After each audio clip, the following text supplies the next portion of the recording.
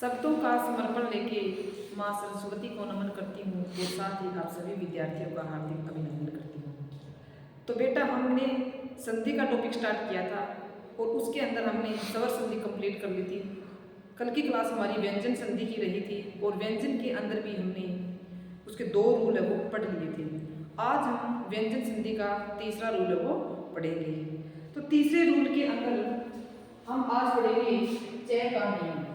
ठीक है, यानी चय का जो नियम है वो कहाँ कहाँ पे लागू होता है और कौन कौन से शब्दों के अंदर हमें चय वो लगाना है और कहाँ कहाँ से हम इसको हटा सकते हैं। तो बात करते हैं, यदि पहले पद के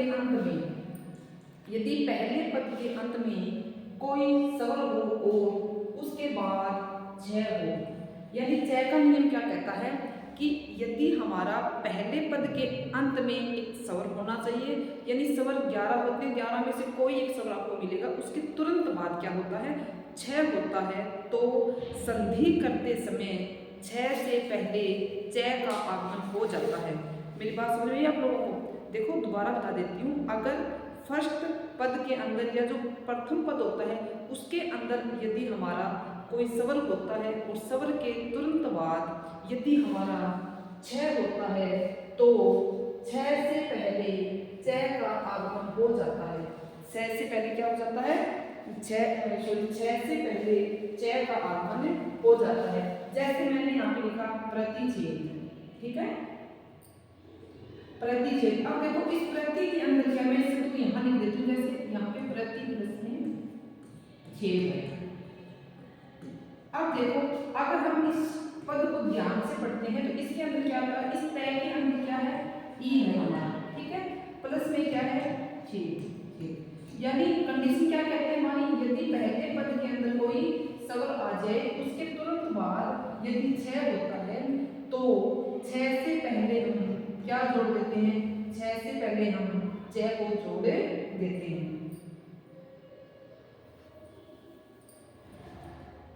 अब देखो प्रतिच्छेद में प्रतिच्छेद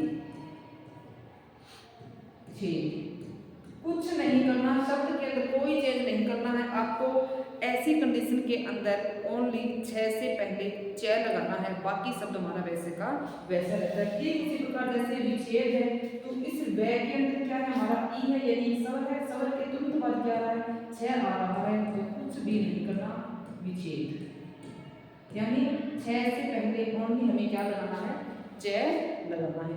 ठीक इसी प्रकार से जैसे मैंने लिखा अनुच्छेद, तो इस अनु के अंदर क्या है, ऊ है और ऊ के बाद यानी इसका ये शब्द कंप्लीट अनुच्छेद किया है, इसका हमें संधि विच्छेद करना है। तो इसको कैसे करेंगे, अगर ऐसी कंडीशन आ जाती है तो हम चय को हटा देते हैं और छह को उसमें जोड़ देते हैं, यानी अनु प्लस में छेद। इस शब्द का जो संधि विच्छेद होगा वो ये होगा। इसी प्रकार से जैसे मैंने लिखा परिच्छेद, तो कोई चेंज नहीं करना, इसमें बीच में चय जोड़ना है, ठीक है।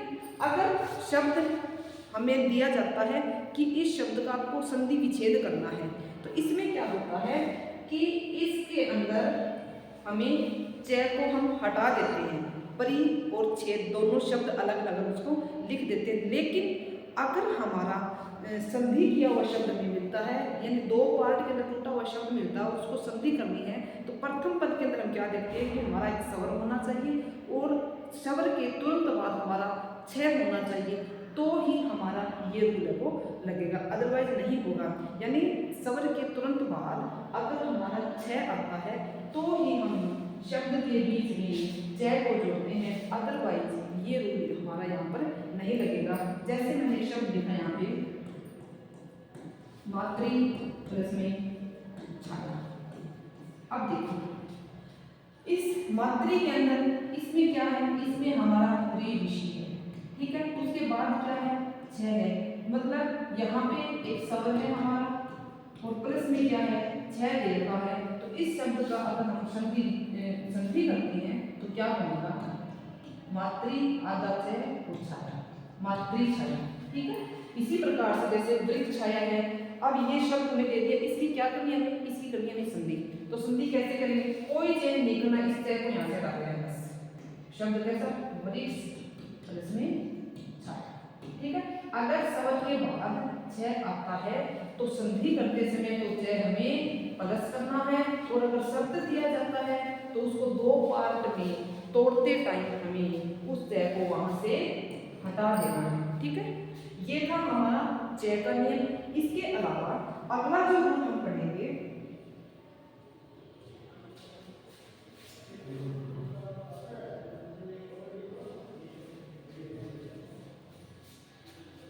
आगे देखो, तय का नियम। यदि किसी पद के अंत में तय हो और उसके बाद शय हो, यानी किसी पद के अंत में तो तय आ रहा है और उसके तुरंत बाद शय आता है, तो तय को तो हम चय में बदल देते हैं और शय को हम छय में बदल देते हैं। इस नियम को थोड़ा सा ध्यान से देखना है, क्योंकि ये थोड़ा सा दूसरे के अलावा क्या है, यहाँ पे कॉम्प्लिकेटेड है। इसमें क्या है, अगर हमारा तय के तुरंत बाद यानी किसी पद के अंत में क्या होता है, तय होता है, यानी पद के अंत में तय तो प्लस में उसके बाद तुरंत बाद शय आ रहा है, तो इन दोनों के अंदर हमें चेंज क्या करना है, ये तय तो हमारा चय में बदल जाएगा और ये शय हमारा छह के अंदर बदले जाता है। बाकी शब्द में किसी भी प्रकार का कोई परिवर्तन हम यहाँ पे नहीं करेंगे। जैसे मैंने लिखा, यहाँ पे मैं लिखा तत् प्लस में शिव। अब देखो इसको, शब्द के अंत में क्या दे रखा है, तय दे रखा है। सबसे पहले तो हम इस तय का चय बना लेते हैं। ठीक है, प्लस में ये स है तो इसका छह बनाना है, तो मात्रा में कोई चेंज नहीं हुई, ये क्या बन गया, इसका छीका छीका गया। अब इस शब्द को हम अगर संधि विच्छेद किया गया, इसके में संधि करेंगे तो क्या बनेगा, ये बन जाएगा हमारा तच्छिव। क्या बन जाएगा, तच्छिव। ठीक है, यानी तय का तो जय बनाना है और शय का छय बनाना है। कंडीशन क्या रहती है, अगर किसी पद के अंत में तय आता है, उसके तुरंत बाद अगर शय आता है तो तय का चय हो जाता है और शय का छय हो जाता है। ठीक है, अब देखो तय का क्या है, चाहे इसी तरीके से जैसे उच्छ्वास है, इसमें हमने तय का क्या बना दिया, जय बना दिया, शय का हमने छय बना दिया और वास का हमने वास। देखो इसको हम कैसे तोड़ेंगे,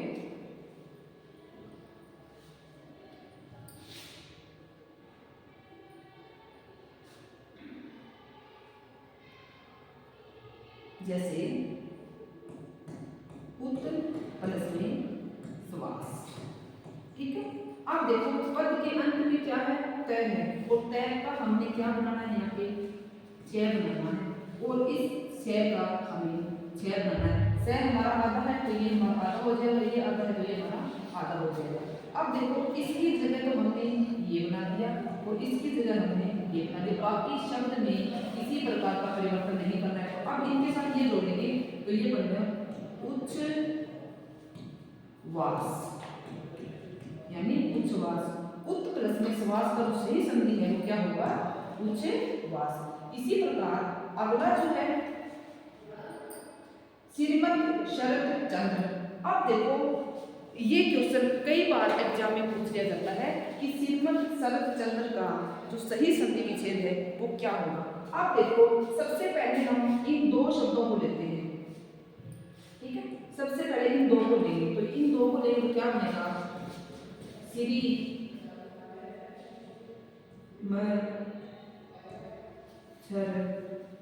अब देखो अगर तय के बाद चय आता है तो ये तय हमारा चय में परिवर्तित हो जाता है, ये बन गया श्री मत्सर चंद्र। अब देखो ये शब्द हमारे श्रीमद मत्सर चंद्र का जो सही संधि विच्छेद होगा वो होगा श्री मत्सर चंद्र। ठीक है, इसके अलावा जैसे ये है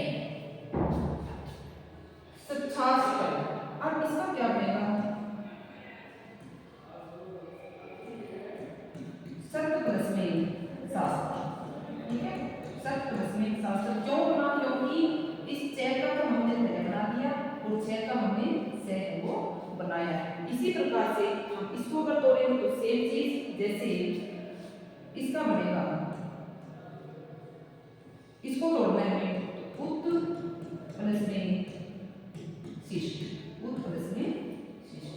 ठीक है, तो बेटा ये रूल हमारा वहीं पे लागू होगा जब किसी भी पद के अंत में तय होता है और उसके तुरंत बाद शय होता है, तो तय हमारा चय में परिवर्तित हो जाता है, लेकिन हमारा जो शय है वो छय में बदले जाता है। अब देखो ये क्वेश्चन बहुत बार एग्जाम में पूछा जाता है कि श्रीमद शरत चंद्र।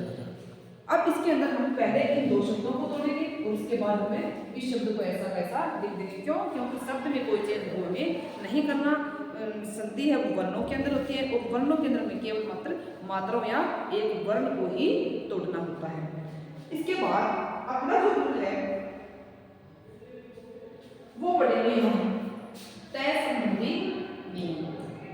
यानी तय का नियम क्या कहता है, इसकी एक मोटी मोटी मैं ट्रिक बता देती हूँ। अगर आपको किसी भी शब्द के अंदर डबल अक्षर दिखाई देते हैं और डबल के अंदर भी कौन कौन से एक जैसे वर्ण दो बार आ जाए, पहला स्वर रहित होता है, दूसरा स्वर सहित होता है, और ये दोनों एक जैसे कौन से होंगे। मान लो आपका डबल डे आ जाता है, डबल ले आ जाता है, डबल चे आ जाता है, डबल टे आ जाता है या डबल दे आ जाता है, सेम आ रहे हैं तो कोई चेंज नहीं करना। इसमें आपको क्या करना है, इस पहले आद्य अक्षर का तय बनाना है बस, बाकी शब्द वैसा का वैसा रहेगा, नो चेंज। ठीक है, अब देखो इसके अंदर क्या है, इसमें ज है, इसमें डे है, इसमें चे है, इसमें जे है, इसमें ले है, कुछ चेंज नहीं करना, इसका तय बनाना है हमें। तो पहला बन जाएगा, इसका तय बनाएंगे तो यहाँ पे जगत प्लस में जननी का जननी रह जाएगा,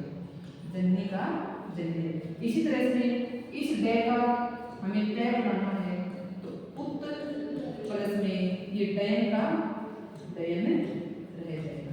ठीक उसी प्रकार उसमें इस चय का हमें तय बनाएंगे तो पुत्र प्लस में जाता है। तीसरा क्या है, ठीक है। आगे देखो सज्जन में सत्य प्लस में जन, ठीक है। उल्लंघन में पुत्र प्लस में उल्लंघन, कोई चेंज नहीं किया हमने। यहाँ पे क्या किया, केवल मात्र यहाँ पे जो आधे आधे जो वर्ण थे उनको हमने तोड़ दिया और तोड़ के उनका हमें तय बनाना है। इसी का दूसरा जो रूल है वो इसी के अकॉर्डिंग क्या होता है, मान लो आपको संधि विच्छेद किया हुआ शब्द दे दिया, तो प्रथम पद के अंदर तय आ रहा है, क्या आ रहा है, तय। उसके बाद जय आए, डे आए, चे आए, जे आए, ले आए या टे आए या ने आए, ठीक है। अगर ये वाले इतने सारे वर्ण आते हैं तो ये तय क्या है, इन्हीं वर्णों के अंदर परिवर्तित हो जाते हैं। जैसे जैसे मैंने लिखा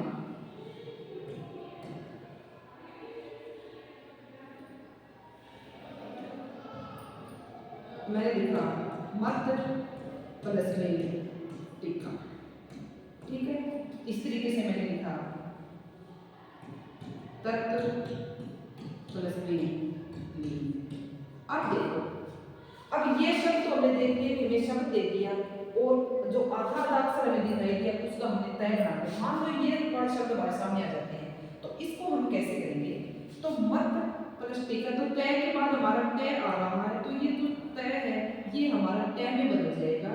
तो इसकी जो सही संधि होगी वो क्या होगी, मट्टी का, ठीक है। क्या होगी, मट्टी का। इसी प्रकार जैसे मैंने ये लिखा तल नील, ऐसे भी आ सकता है और इसका अगर हम संधि में तोड़ेंगे तो क्या देगा, तत् प्लस में। क्यों, क्योंकि तय के बाद अगर हमारा तय आ रहा है, तय के बाद हमारा जय आ जाए, ले आ जाए, डे आ जाए, ने आ जाए या टे आ जाए, तो तय हमारा उसी वर्ण के अंदर परिवर्तित हो जाता है।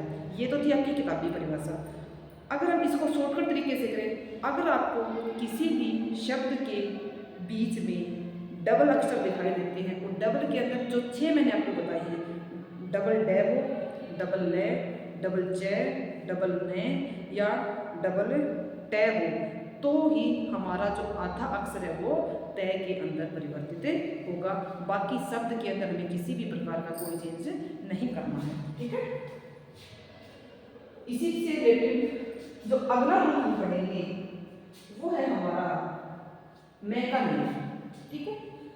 मैं का नियम क्या कहता है, अगर किसी भी पद के अंत में, यानी पद के अंत में कोई अनुनासिक वर्ण आता है और उसके तुरंत बाद किसी भी वर्ग का कोई भी अक्षर आ जाता है, तो वहाँ पर संधि करते समय, तो वहाँ पे संधि करेंगे तो उस वर्ण का, उसी वर्ग का पांचवा अक्षर वो बन जाता है। यानी मान लो जैसे मैंने यहाँ पे लिखा अलंकार, ठीक है। अब ये क्या है, ये हमारा अनुनासिक है, यानी पंचम अक्षर है, ठीक है, पंचम अक्षर है। किस पद का है, पै वर्ग का, पै वर्ग का ये पंचम अक्षर है। इसके तुरंत बाद हमारा कै आ गया, तो ये जो कै है या तो ये जो मैं है वो इस वर्ग के पांचवें में बदल जाएगा, यानी अलंकार को हम ऐसे लिखेंगे, अलंकार, यानी ये मैं इस वर्ण के पांचवें अक्षर में बदलेगा। तो इस वर्ण का अगर पांचवें अक्षर की बात करूं तो ये अंतर होता है, ठीक है। इसी प्रकार जैसे कै का पंचम अक्षर अंगन होता है, चै का पंचम अक्षर इयम होता है, टै का पंचम अक्षर अणय होता है, तै का पंचम अक्षर नै होता है और पै का पंचम अक्षर नै होता है। किसी भी पद के अंत में क्या है, अगर हमारा कोई भी अनुनासिक वर्ण आ रहा है और उसके तुरंत बाद किसी भी वर्ण का कोई सा भी अगर अक्षर आता है, तो संधि करते समय ये जो प्रथम वर्ण है ये अपने ही पांचवें वर्ण के अंदर परिवर्तित हो जाता है। ये थी इसकी बुकिस जो डेफिनेशन थी। लेकिन कई बार क्या होता है, मान लो हमें कोई शब्द दिया जाता है और उस शब्द के प्रथम पद के ऊपर हमें बिंदी दिखाई देती है, तो कुछ नहीं करना, आपको उस बिंदु का मैं बनाना है, बाकी शब्द में किसी भी प्रकार का कोई चेंज नहीं होता। यानी मैं संबंधी नियम क्या कहता है, अगर हमें किसी शब्द के प्रथम पद पर बिंदु या अनुनासिक दिखाई देता है तो उस अनुनासिक का हमें केवल मात्र मैं बनाना होता है। फॉर एग्जाम्पल जैसे अब अलंकार है, इसका देखो यहाँ पे हमें बिंदु दिखाई दे रही है, संचालन में बिंदु दिखाई दे रही है, तो अलंकार का क्या बनेगा, अलम प्लस में कार करते हैं। संचालन का इस बिंदु का केवल मात्र मैं बनाना है, कुछ चेंज नहीं करना, यानी सम प्लस में चार, ठीक है, संचालन। ये समझ में आई। लेकिन कई बार एग्जाम के अंदर हमसे ये पूछा जाता है, मान लो मैंने लिखा चंचल शब्द लिख दिया, ठीक है, इसका आपसे पूछा जाएगा कि इसका शुद्ध रूप लिख के दिखाओ, तो कई बार इसको ऐसे जैसे चंचल या चंचल या चंचल, ठीक है। अब इन तीनों के अंदर अगर सही की बात करें तो कौन सा हमारा सही होगा। अब इसमें देखो ये बिंदु जहां पे लगी है, मतलब इस और इसके बीच में लगी है, तो ये बोली कहाँ जाएगी, ये हमारे यहाँ पे बोली जाएगी, तो इसका जो पांचवा अक्षर है वो इनके बीच में आ जाएगा। तो चय का पंचम अक्षर क्या होता है, ये आता है, तो ये बिंदु हमारा वैसे आधे वर्ण का काम करते हैं। तो चय के बाद ये वाला जो शब्द है चम प्लस में चय, यानी चय का जो पंचम अक्षर इया होता है, ये चय के तुरंत बाद लग के हमारा दूसरे शब्द है वो बना रहा है। इसी से रिलेटेड जैसे मान लो किसी शब्द में हमें बिंदु दिखाई देती है, तो बिंदु का केवल मात्र हमें मैं बनाना है। बुकिश लैंग्वेज याद कर लेना, कोई प्रॉब्लम नहीं है अगर रूल्स याद कर सकते हो तो, वरना संधि का जो खेल है उसमें क्या होता है, हमें शब्दों के ऊपर फोकस करना पड़ता है। जब तक हम शब्दों के ऊपर कमांड नहीं कर पाते हैं तब तक हम संधि के क्वेश्चन हल नहीं कर पाते हैं। रूल हमारे बहुत ज़्यादा हो जाते हैं, हो सकता है कोई रूल हम भूल जाएं, लेकिन अगर हमारे शब्दों के ऊपर पकड़ अच्छी होती है तो फिर हमारा जो संधि का जो क्वेश्चन है वो गलत होने के चांसेस बहुत कम हो जाते हैं। तो रूल क्या कहता है, मैं संबंधी जो नियम है इसमें क्या होता है, अगर किसी शब्द के प्रथम पद का अंतिम अक्षर अनुनासिक होता है, उसके बाद कोई सा भी वर्ण आ जाए तो संधि करते समय वो वर्ण अपने ही पांचवें अक्षर में बदल जाता है। या किसी शब्द के ऊपर आपको मान लो बिंदु दिखाई देता है तो बेटा कुछ नहीं करना, उस शब्द को संधि विच्छेद करते समय उस बिंदु का हमें मैं बनाना होता है। जैसे यहाँ संधि है, अब मैंने आपको रूल क्या बताया, जो ट्रिक है वो क्या है, इस बिंदु का हमें क्या बनाना है, मैं बनाना है। बताओ शाबाश, ये बन जाएगा सम प्लस में जी। बताओ आगे का इसमें ये रूल आसान है या ट्रिक आसान है? ये ट्रिक हमारी क्या है, थोड़ी सी आसान हो जाती है। रूल याद करना कोई दिक्कत नहीं, अगर कर सकते हो तो मर्जी आपकी। मैंने आपको दोनों चीजें बता दी, रूल पढ़ना चाहो पढ़ सकते हो, बट रूल की बजाय अगर हम इन चीजों के ऊपर ज्यादा फोकस करते हैं तो हमारी चीजें वो ज्यादा सही हो जाती है। ठीक उसी प्रकार जैसे संयोग है, इस बिंदु का हमें क्या बनाना है, मैं बनाना है। क्या बनेगा बेटा, सम प्लस में योग, संकर का सम प्लस में कर। ठीक है, इसी तरीके से समताप का बनाओ शाबाश, सम प्लस में ताप, संजीवनी का सम प्लस में जीवनी, और दम का दम प्लस में डर। ये समझ में आई? बताओ इसमें कहाँ दिक्कत आपको है तो बताओ। यानी रूल्स पढ़ेंगे जरूर, कोई दिक्कत नहीं है, पढ़ लेना, लेकिन रूल्स की बजाय अगर हम इनको ट्रिक से करते हैं तो वो चीज़ें क्या है हमारी ज़्यादा क्लियर वहाँ पे हो जाती है। ठीक है, तो बेटा आज की क्लास के अंदर हमने संधि के 3 रूल पढ़े, और तीनों के अंदर सबसे पहला हमने पढ़ा जय का नियम, उसके बाद हमने पढ़ा जय और छह का नियम, तीसरा हमने पढ़ा तय का नियम, और लास्ट हमने पढ़ा मैं का नियम। तो आज की क्लास को हम यहीं पे फिनिश करते हैं, बाकी के जो रूल्स रहेंगे वो हम अगली क्लास में इनको कंप्लीट कर लेंगे। तो thank you and have a nice day.